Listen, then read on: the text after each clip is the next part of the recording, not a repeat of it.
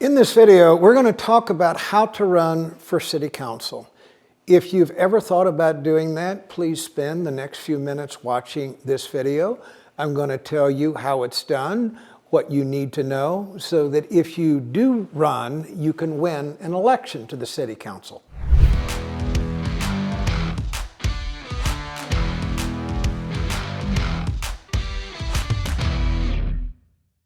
What we're going to cover in this video is what makes city council races unique, what you need to know about your jurisdiction, how you develop your campaign message, and how to disseminate that message to the people who need to hear it.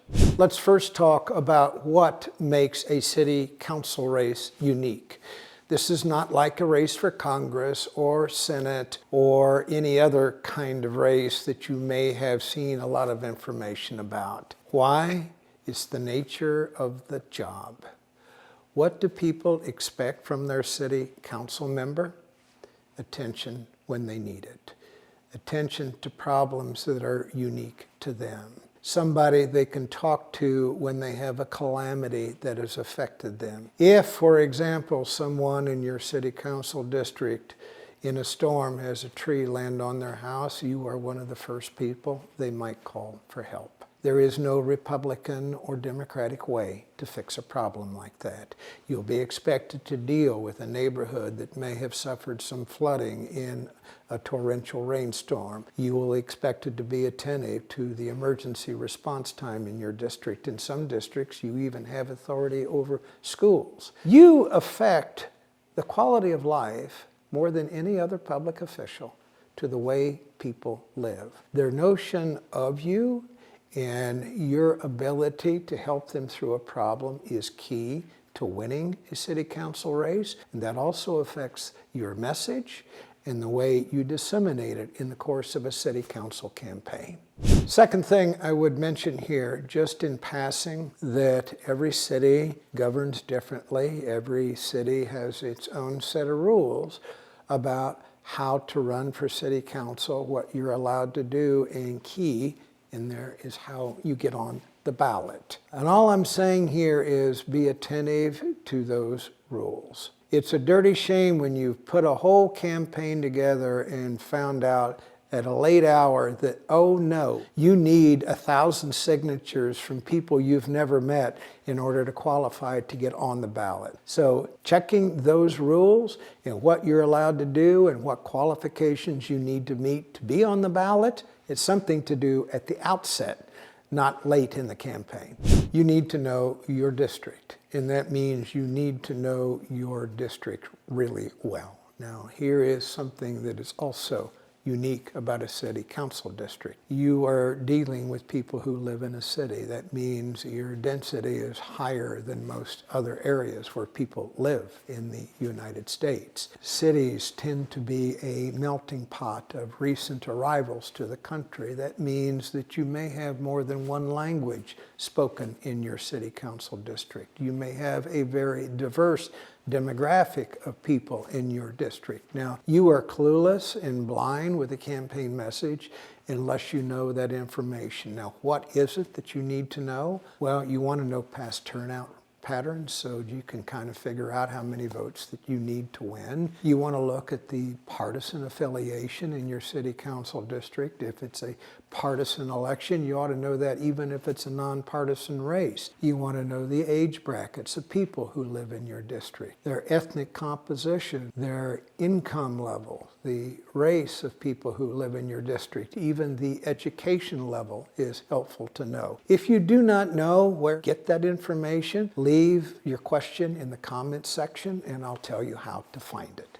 There is another way to know your district that I'm going to mention here in passing. It's if you're curious about the problems, and you should be curious about the problems that people in your jurisdiction are facing, walk around, visit different neighborhoods, drive around, have someone drive you around while you look out the window and note the problems that you see. Is there a section of your district where the houses look a little run down? Is there a section of your district where it looks like small businesses are struggling? Is there a section of your district where you see homeless people on the streets? Is there a section of your district in need of some sort of business or commercial development? Seeing this with your own eyes not only helps you better understand the people that live in your jurisdiction, even better, as you drive through different neighborhoods, stop and talk to people who live there and engage them in a conversation and ask them what is on their mind. They are those who live there, and they got a better notion of the problems there than perhaps you do. And I'm going to mention a story about this. Now, granted, this was a large city council district, and it was kind of complicated, but I was working with someone running for the New York City Council a couple of years ago, and we kept talking about problems he wanted to fix, and I said, how well do you know your district? I said, have you walked every street of your city council district? He says, no. And I said, well, do me a favor. This weekend, get a friend and get in a car and drive around every single neighborhood. He did. And he called me on Monday morning and so excited, and he said, I found 50 different things that need to be fixed in this congressional district. Thank you so much for that suggestion. And I said, what were they? He said, well, there's a dangerous intersection over here. There's a subway stop over here where the lighting was bad. There's a park that needs trash picked up. He was so excited because it gave him many things to talk about in his campaign message.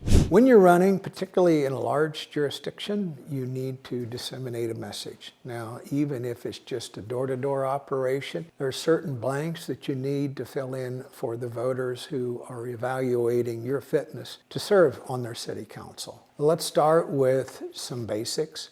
What have you done in your life that suggests that your feet are on the ground and that you got your head on straight? What organizations have you served? Did you go to college? Did you graduate high school? Have you served people in need in your community? In other words, you need some sort of resume to put in front of voters just so they know that you are not a clown and that you can do the job if you get it. The second thing, particularly important in cities, is what can you tell voters that lets them know that your priorities and your values and your moral code is in sync with theirs? Are you a person who cares about people who are underprivileged or people who need a hand up in life? Do you have compassion for people who are living in a neighborhood where property values are declining or they can't sell their home? Some elements of your moral code and the people and the problems you care about need to be on display in your campaign message. Specifically, what kind of problems are you going to fix? There has to be a reason you want a job, you want the job. It's either to fix a problem or right some wrong or correct some injustice or make sure that some group in your district gets a little help from the city to fix a problem in their neighborhood. They will expect you to tell them why you want the job. And if you can't, you need to rethink your campaign message.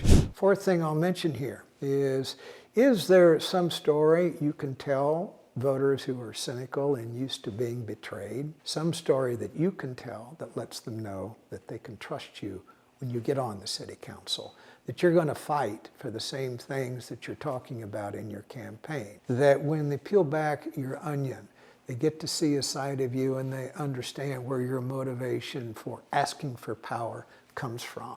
The fifth element here is whether it's a one-on-one race or whether it is a multi-candidate field. There will be things that are unique about you in a multi-candidate field, things that you talk about that no one else wants to address, things that make you a little bit different than the other candidate. It is incumbent upon you to tell people what your unique selling proposition is that makes you just a little bit different than the other candidates.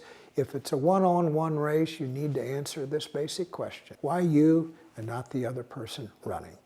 That is part of a campaign message. A couple other things I'm going to touch upon here. One is how you disseminate that campaign message. As I mentioned, city council districts can be a little bit complicated. You need to advertise to people. And you need to know how you're going to reach different segments of the people in your city council district. And certainly there is social media, but some social media outlets allow you to advertise, like Facebook and YouTube. Can you target a specific demographic in your city council district or a certain zip code with a special message that is unique for them? There is what we call direct mail or persuasion mail. It is a very common tool in campaigns where it's too expensive to advertise on commercial TV. There is targeted digital advertising that you can use to reach people. And then there are standard things like radio, if it's appropriate,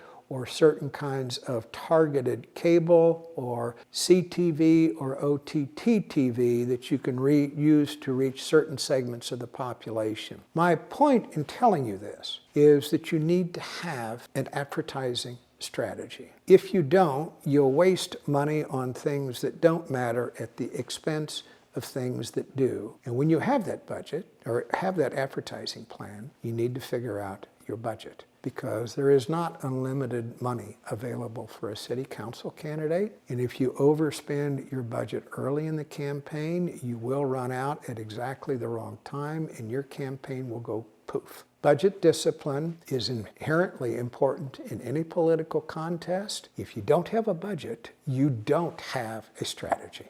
I mentioned early on that I had a free gift for you, or if I didn't, my bad, but I do. How to recruit volunteers in a political campaign. In a city council race, volunteers are gold. Watch that video and you'll see how that's done.